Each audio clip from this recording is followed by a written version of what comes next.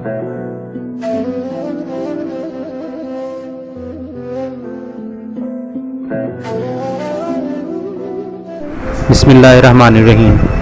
अस्सलामु अलैकुम। हम आज की नई वीडियो के साथ आपकी खिदमत में हाजिर हैं।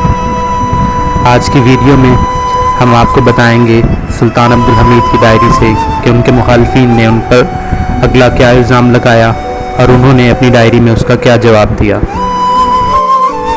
सुल्तान अब्दुल हमीद के मुखालिफिन ने जो अगला इल्ज़ाम उन पर लगाया वो ये था कि सुल्तान ने बगैर सोचे समझे कई बार रियासत को जंग में झोंक दिया।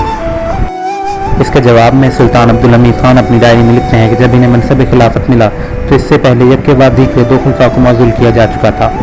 1876 में इन्हें खिलाफत का मनसब मिला और इस वक्त इनकलाबियों और तब्दीली पसंद नौजवानों को यह हैसियत मिल गई थी कि वो खलीफा को मौजूल करने और इसकी जगह किसी दूसरे को बिठाने में कामयाब हो जाते।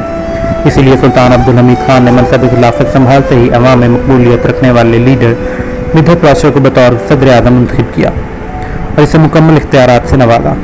मुल्क में दस्तूरी हुकूमत के क़याम के लिए दस्तूरी मुसव्वरात पेश किए गए और इन्होंने मिदहत पाशा के तैयार करदा दस्तूरी खाके को मंजूर किया।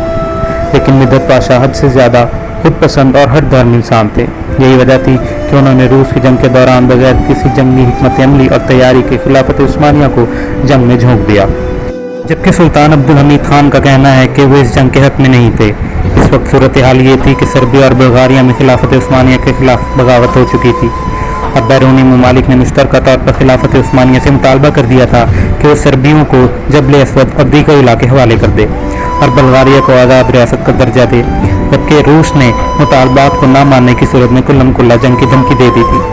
सुल्तान अब्दुल हमीद खान रहमतुल्लाह अलैह मामलात को बातचीत से संभालना चाहते थे, जबकि मिदहत पाशा ने रूस की धमकी को चैलेंज समझकर कबूल करने पर जोर दिया। हत्ता कि उन्होंने मजलिस उज़रा से अपनी मर्जी का फैसला हासिल कर लिया और खिलाफत उस्मानिया जंग में कूद पड़ी और इन्हें शिकस्त का सामना करना पड़ा।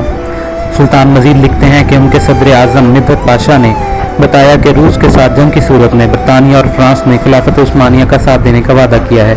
हालांकि ये बात गलत थी और सफारती ज़राए से खलीफा को इल्म हुआ कि वो ताउन से माज़रत कर चुके हैं। इसी दौरान सुल्तान अब्दुल हमीद खान को मिदहत पाशा और अफवाज के कमांडर इन चीफ ने बताया कि इस वक्त उनके पास 2 लाख की तादाद में मुसल्लह अफवाज मौजूद है जो दुश्मन के हमले को रोकने की सलाहियत रखती है। लेकिन इसी दौरान खलीफा को महाज जंग से कमांडर जनरल अहमद मुख्तार पाशा का टेलीग्राम मौसूल हुआ, जिसमें उनका कहना था कि उनकी कमान में सिर्फ 30,000 फौज मौजूद है और वो इस पोजीशन में नहीं है कि दुश्मन की इतनी बड़ी फौज की तादाद का मुकाबला कर सके। सुल्तान मुअज़्ज़म उन्होंने टेलीग्राम मौसूल होने के बाद कमांडर इन चीफ और सदर आज़म को मिस्र खिलाफत ने बुलाकर टेलीग्राम दिखाया तो सदर आज़म ने यह कहकर जान छुड़वा ली कि उन्हें फौज के इस्तेदा और तैयारी का इल्म नहीं है और कमांडर इन चीफ पर कत्ली तारी हो गई, जिससे जाहिर हुआ कि इस पर जंग करना पागलपन है। लेकिन कौम मिदहत पाशा के साथ थी, इसलिए जंग हुई और नताइज भी जल्दी सामने आ गए। सुल्तान अब्दुल हमीद खान ने मजीद लिखा कि इन्हें मिदहत पाशा की मगरबी नवाजी का जब इल्म हुआ और जब बात हद से बढ़ गई तो इन्हें मिदहत पाशा को माजूल करना पड़ा। तब में सुल्तान अब्दुल हमीद खान ने अपने दौरे हुकूमत में अपनी मर्जी से सिर्फ एक जंग लड़ी और वो थी यूनान की जंग, जिसमें उन्हें फतह हासिल हुई।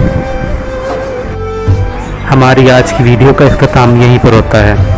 हम अपनी अगली वीडियो में बताएंगे कि सुल्तान पर अगला इल्ज़ाम उनकी डायरी के मुताबिक उन पर क्या लगाया गया और उसका उन्होंने क्या जवाब दिया।